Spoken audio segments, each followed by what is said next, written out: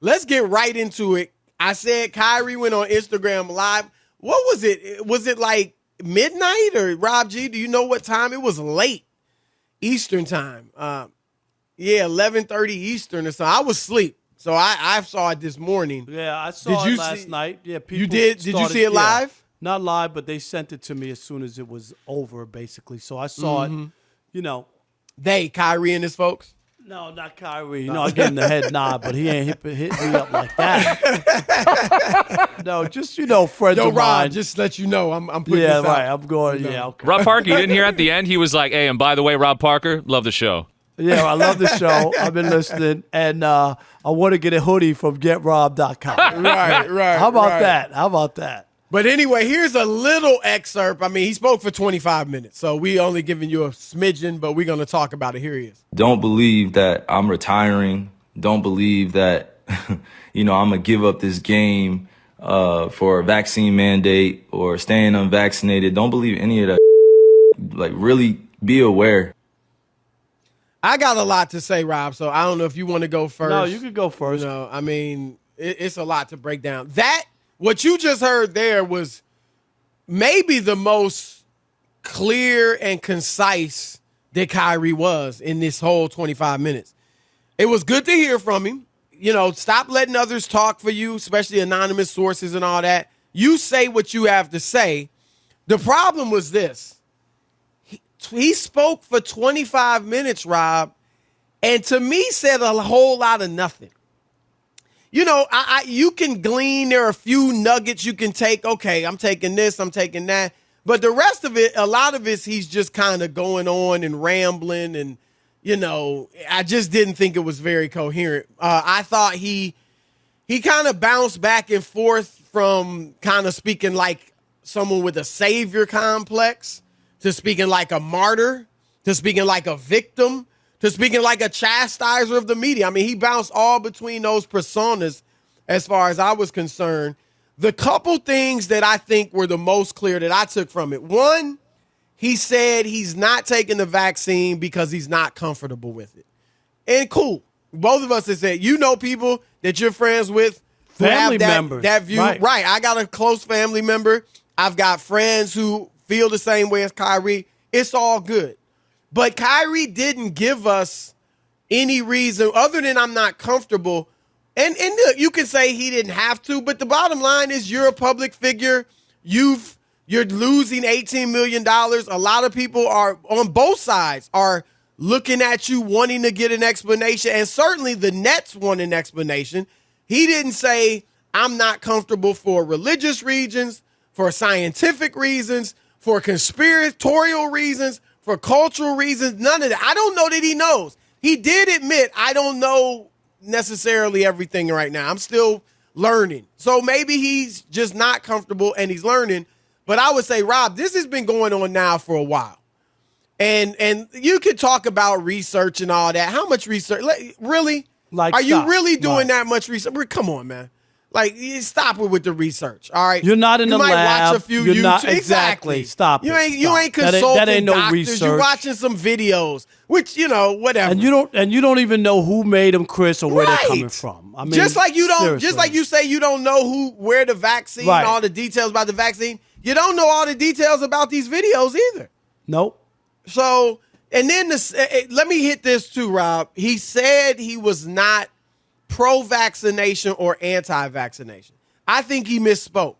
He is not against people who take the vaccine, but I think he's clearly anti-vaccination. If you were anti-vaccination, then why would you give up the sport you said in the video you've loved since you were in the 4th grade? Give up walk away from your teammates who've been counting on you to help them win a championship.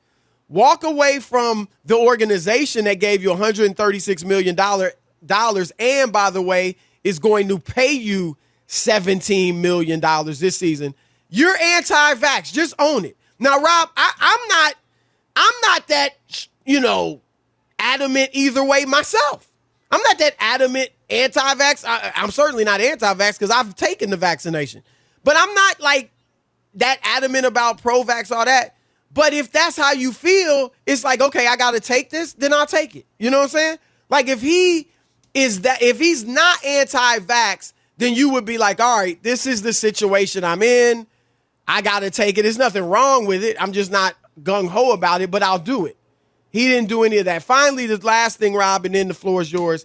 He said, as we heard in the excerpt, he's not retiring. That might be the best news for the Nets because now at least there's a better chance you might be able to trade him. And I think they really need to look at trading him. I don't think you force it. I don't think you rush in anything if there's not a good deal. But now, Rob, I think Sean Marks needed to be on the phone last night, like, or this morning. Yo, did you see the IG Live? Did you see it? He's not retiring. So let's talk. What you got? What can you give me for Kyrie Irving? Like that is the best thing for the Nets, if indeed he would stick to that. But those are some of my thoughts. I got more, but I want to hear from you, Rob. Yeah, I mean, I agree. Didn't say much because he's not really being direct or doesn't feel comfortable being all the way honest. And it would be like whether people are going to agree or disagree with it, when you play the middle of the road, you haven't said anything. I'm not anti-vax, but I'm not pro-vax. Well, what? Well, there's some sort of camp you're in, Chris, and I think you're right. He has dictated that he's anti because he won't do something that will allow him to continue the life that he's lived, right? Make the money, play the game that he's always loved and always wanted. He's on the cusp of maybe winning a championship in Brooklyn. Grew up a Nets fan, came to Brooklyn with KD. All of this stuff last year, could have won last year if they didn't get hurt. Everything's set up for them. Yep. And instead, you're deciding that, you want to be a martyr for other people, and which is fine. All of this is fine. But I think that people should understand, too, that Kyrie has rights, and so does Nets management and ownership. They have the same rights. Right. To set work rules, and people say, oh, that ain't right. They make no. And Rob, it's really the state of New York. Right, but you can't go in to eat, Chris. You can't go in to. There were times we couldn't do anything, right? Right. For the sake of society.